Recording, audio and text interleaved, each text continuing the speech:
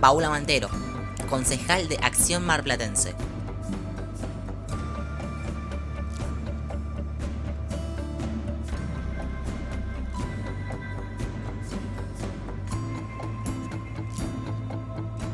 Bueno, en primer lugar podríamos decir que el sistema de salud del Partido General Pueyrredón, en términos generales, no ha tenido un importante impacto en relación con el COVID-19.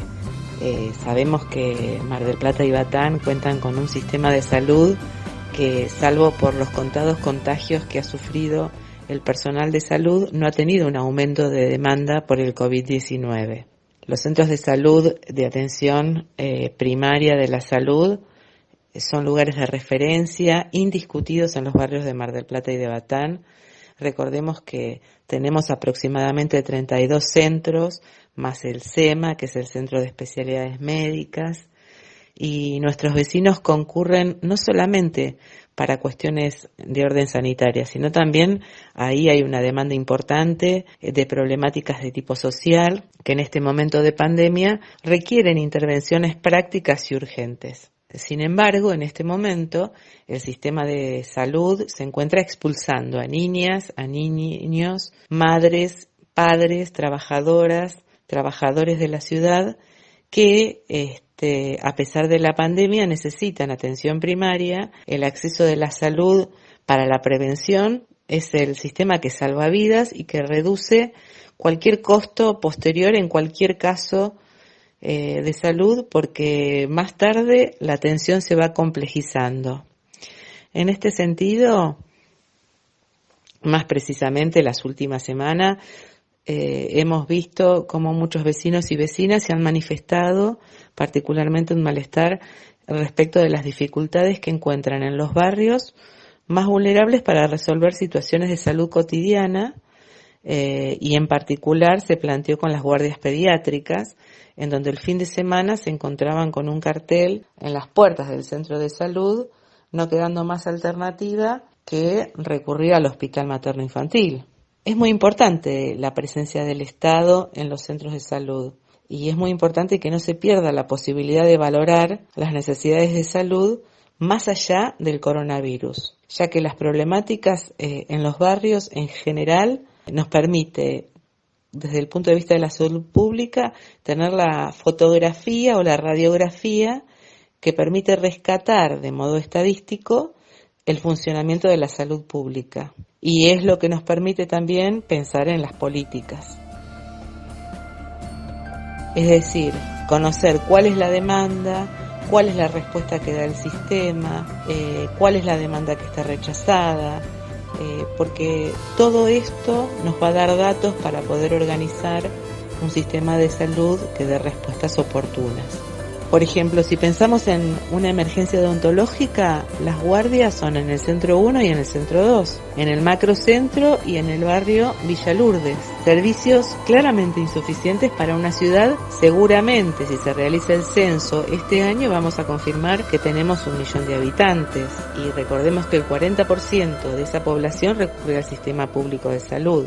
Y si pensamos en el saldo de desocupación que nos va a dejar esta pandemia, van a sumarse más vecinos y vecinas, y es ahora donde el Estado tiene que plantear una presencia efectiva y oportuna. El centro de salud, en términos generales, representa la cercanía y la solución de la emergencia. Si no hay respuesta, se suma el tema de la distancia y el traslado, y sabemos hoy lo que representa en tiempos de pandemia y de cuarentena esa situación. Por ejemplo, basta pensar en los vecinos de Batán. Sin guardia pediátrica tendrían que trasladarse al materno infantil. Estamos hablando de 12 kilómetros. Hoy el sistema de salud, lejos de recuperar las guardias de 24 horas que el gobierno de Arroyo redujo, se encuentra profundizando la ausencia de atención pediátrica en general, sin guardias en el sistema, con un impacto en la reducción de los turnos, la reducción de la atención odontológica, con todo lo que implica estos costos, tanto fundamentalmente el de atención odontológica a la población, porque es una demanda cara. Entonces tenemos que pensar ahí. Después también, respecto de la atención obstétrica, mujeres que están en gestación, con sus